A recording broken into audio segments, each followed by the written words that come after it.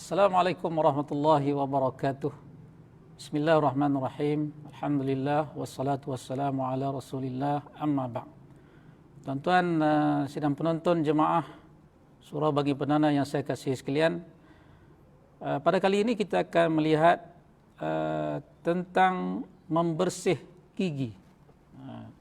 Sebagaimana hadis Nabi sallallahu alaihi wasallam daripada Huzaifah Al-Yamani radhiyallahu an, beliau berkata, kana idza qama litahajjudi minal laili yashuthu fahu bis-siwak.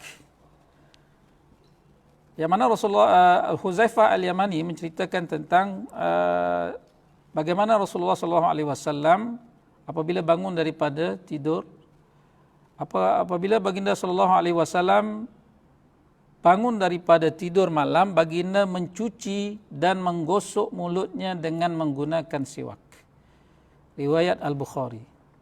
Jadi kalau kita lihat dalam dalam buku ini menyatakan bahawa Rasulullah sangat bersemangat ketika bersiwak sehingga sampai keluar bunyi dari mulut baginda seakan-akan baginda hendak muntah. Jadi bila kita siwak ni kita letak di kawasan lidah tu, memanglah kita rasa macam nak termuntah ataupun ada gaya macam nak muntah ya. Sebab itu kita bersiwak ni bukan saja kita bersiwak pada gigi ya, tapi kita juga bersiwak mencucikan lidah.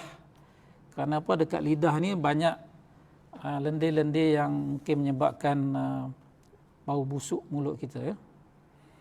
Kemudian hadis yang seterusnya daripada Abu Musa Al-Asy'ari radhiyallahu an, aku mendatangi Nabi sallallahu alaihi wasallam dan baginda sedang bersiwak dengan siwak yang basah dan hujung siwak berada pada lidahnya, dan baginda sambil berbunyi dan siwak berada pada mulutnya seakan-akan baginda muntah.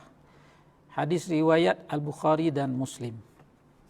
Ini satu lagi hadis tentang siwak baginda sallallahu alaihi wasallam, makna baginda menggunakan siwak ataupun bersiwak dengan menggunakan kayu siwak ataupun kayu arak.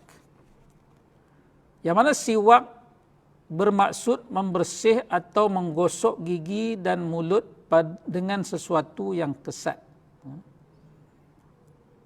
So elok-eloknya gunalah kayu siwak ataupun kayu arak tu, yang mana ada khasiat yang tersendiri ya, sebab kayu siwak ni dia ada bahan yang sangat baik untuk gusi dan gigi kita.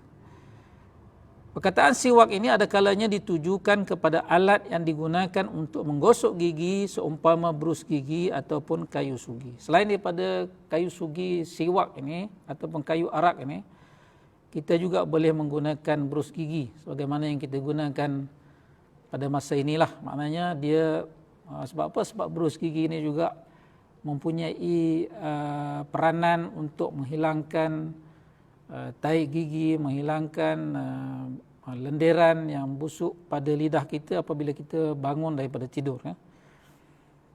Jadi kalau kita lihat dalam hadis Nabi yang lain, Nabi SAW amat menggalakkan siwak ini. Yang mana Nabi SAW dalam hadis yang masyhur, iaitu Nabi kata, kalaulah aku tidak memberatkan umatku, nescaya aku akan menyuruh mereka bersiwak setiap kali mereka berwuduk. Dalam riwayat yang lain, kalaulah aku tidak memberatkan umatku, nescaya aku akan menyuruh mereka bersiwak ataupun bersugi setiap kali mereka salat. Jadi kalau kita nak berwuduk, jangan lupa kita bersugi ataupun bersiwak setiap kali berwuduk. Begitu juga kalau kita nak solat sebagaimana hadis yang saya telah bacakan tadi.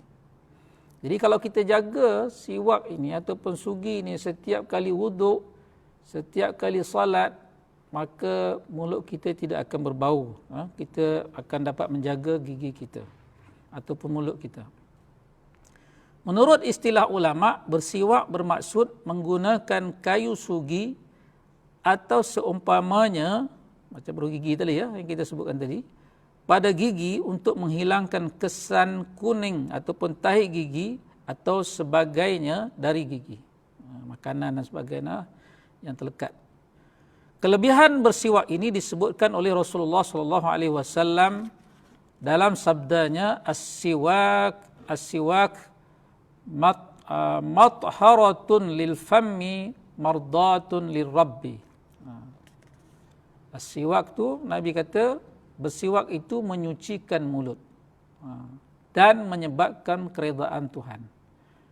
Riwayat Ahmad.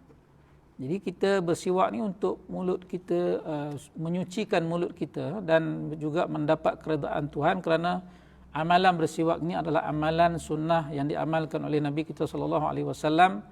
Bukan saja baik untuk kesihatan mulut kita, tetapi kerana kita mencontohi baginda Rasulullah sallallahu alaihi wasallam.